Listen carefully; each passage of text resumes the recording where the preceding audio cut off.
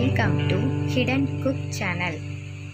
Chicken biryani எப்படி செய்யலான்னு பார்க்கலாமா? அதுக்கு முன்னாடி சேனலை சப்ஸ்கிரைப் பண்ணாதவங்க சப்ஸ்கிரைப் பண்ணிக்கோங்க.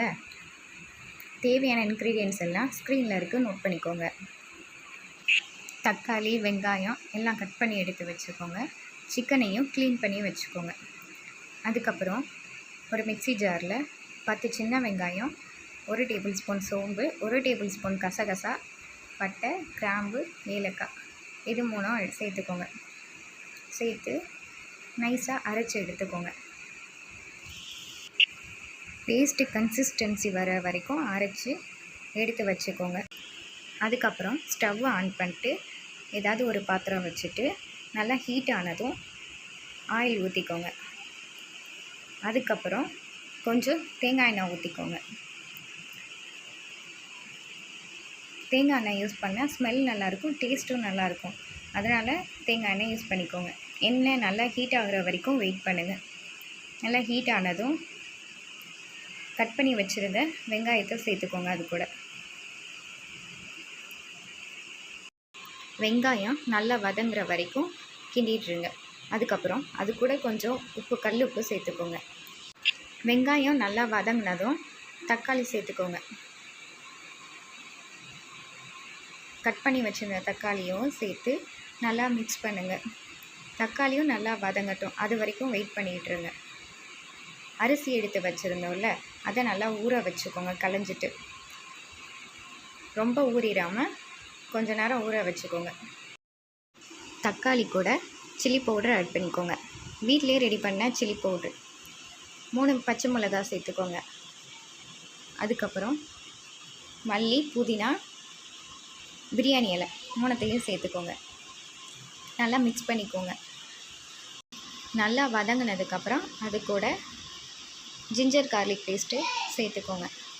சேர்த்து நல்லா மிக்ஸ் பண்ணிக்கோங்க.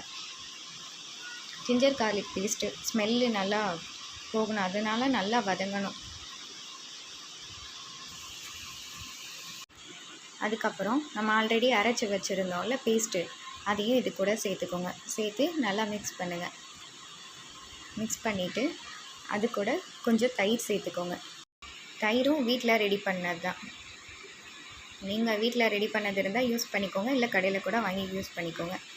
இப்போது இது எல்லாத்தையும் சேர்த்து நல்லா மிக்ஸ் பண்ணுங்கள். நல்லா வதங்கினதுக்கப்புறம் லெமன் ஜூஸ் ஆட் பண்ணிக்கோங்க.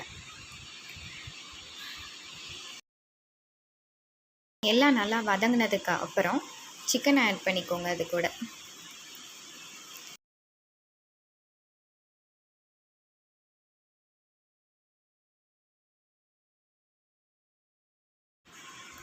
இப்போ நல்லா மிக்ஸ் பண்ணிக்கோங்க. எல்லாம் ஒன்றாகிற மாதிரி நல்லா மிக்ஸ் பண்ணிக்கோங்க மொத்தமாக. அதுக்கப்புறம் தண்ணி ஆட் பண்ணிக்கோங்க. 2 கப் ரைஸ்க்கு 3 கப் தண்ணி ஊற்றி மூடி வச்சுருங்க. கொதிக்கிற வரைக்கும் வெயிட் பண்ணுங்கள்.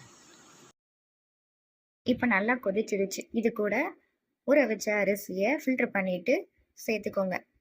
சேர்த்துட்டு மூடி வச்சுருங்க. வச்சுட்டு வெயிட் பண்ணுங்க. 1 ஸ்பூன் நெய் சேர்த்துட்டு நல்லா மிக்ஸ் பண்ணி வச்சுக்கோங்க.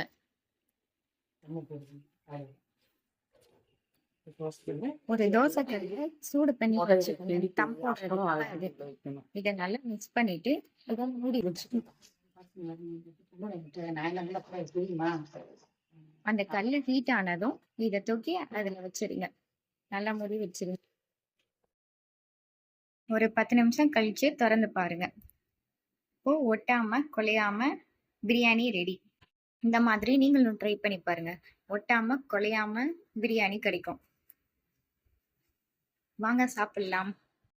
இந்த வீடியோ உங்களுக்கு பிடிச்சிருந்துச்சுன்னா வீடியோக்கு லைக் பண்ணுங்க, கமெண்ட் பண்ணுங்க, ஷேர் பண்ணுங்க. தேங்க்ஸ் ஃபார் வாட்சிங்.